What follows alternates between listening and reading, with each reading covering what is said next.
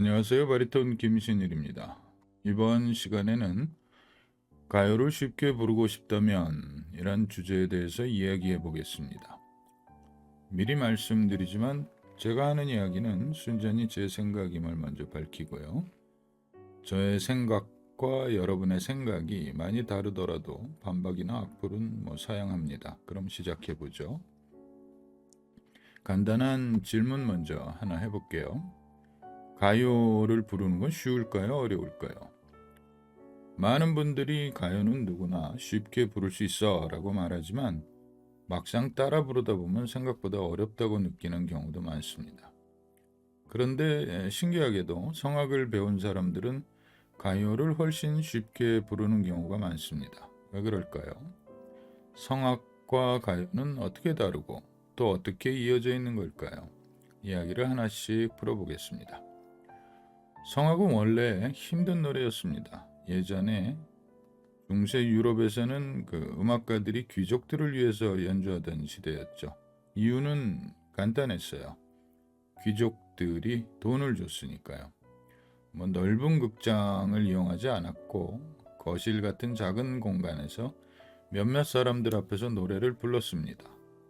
작다 하지만 사실은 수십 명이 모여서 춤을 출 수 있는 정도의 크기니까 우리가 생각하는 것보다는 훨씬 컸죠.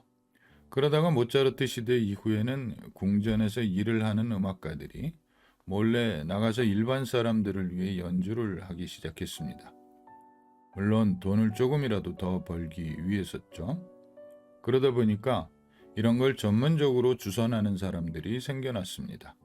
요즘 이야기하는 기획사인 셈이죠. 성악도 이런 식으로 발전해 나갔습니다. 공연장은 점점 더 넓어졌고 그러다 보니 돈을 낸 사람들, 즉 지금의 청중들이죠.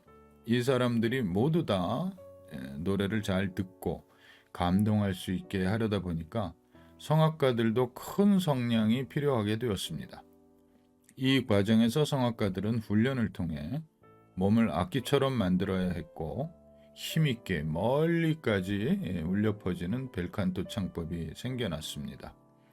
그리고 귀족들만 듣던 딱딱한 레퍼토리를 벗어나서 일반 대중들이 좋아하는 음악이 생겨나게 되었죠. 이런 게 대중가요인 거죠. 이런 이유로 성악가들이 지금의 아이돌처럼 엄청난 인기를 누리게 되었습니다. 그래서 지금 클래식이라고 부르는 것이 그 당시에는 가요였던 것이죠. 1900년대가 되면서 이제 마이크와 축음기가 발명됐습니다. 그렇게 되니까 이제는 소리를 멀리 전달할 필요가 없어졌고요. 작고 섬세한 소리도 잘 들릴 수 있게 되었죠.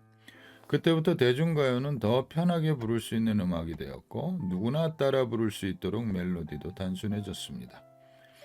가요는 반복적인 리듬과 쉬운 가사로 많은 사람에게 사랑을 받는 장르가 되었고요. 점점 더 성악과는 다른 멀어지게 되었습니다. 성악은 기본적으로 몸 전체를 써서 노래하는 법을 배우는 과정입니다.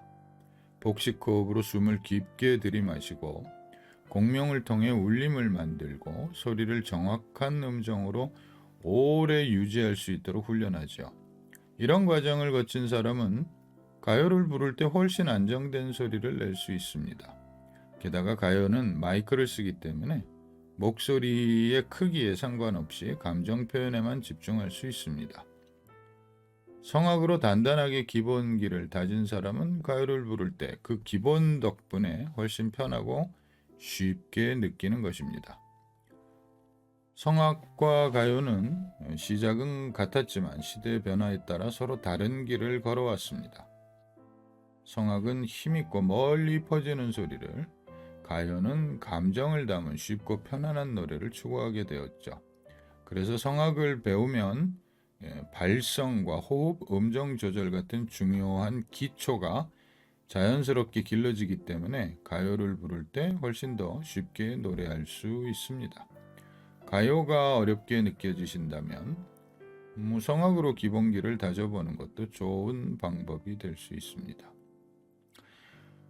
오늘은 성악을 배우면 가요 부르는 것이 쉽게 느껴지는 이유에 대해서 이야기를 해봤는데요. 다음 시간에는 개인 레슨과 학원 레슨 둘 중에 어떤 것이 성악에 더 필요한지에 관해서 이야기해 보겠습니다. 그럼 다음 시간에 뵙겠습니다.